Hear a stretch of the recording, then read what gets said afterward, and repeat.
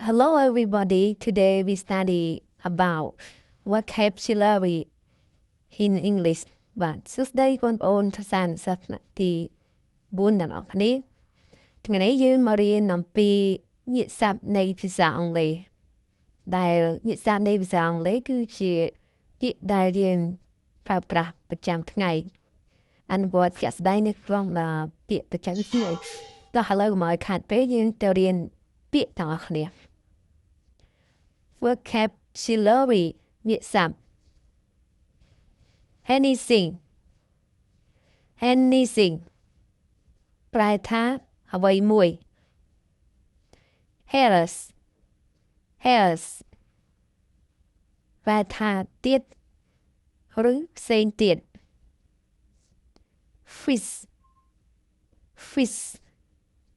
fish សត្វត្រី garlic ប្រែថាខ្ទឹមស honey ប្រែថាទឹកឃ្មុំ ice cream ប្រែថា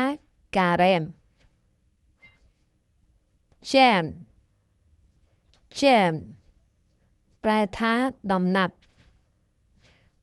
notebook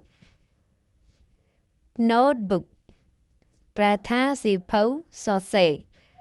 រឬក៏សៀវភៅកត់ត្រា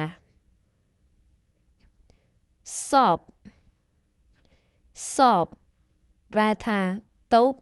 ឬក៏ហាន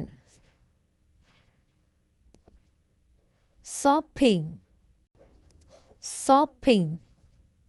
ប្រែថាការទិញទំនិញ Sam ប្រែថាអរគុណ sing វត្ថុឬក៏របស់របរ village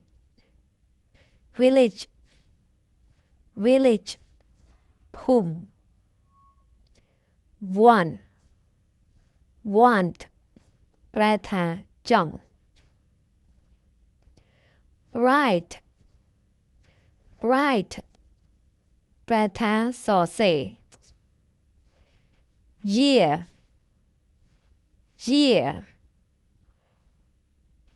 ប្រែថាឆ្នាំ husband ប្រែថាប្តី sell ប្រែថាលក់ wife ប្រែថាប្រពន្ធ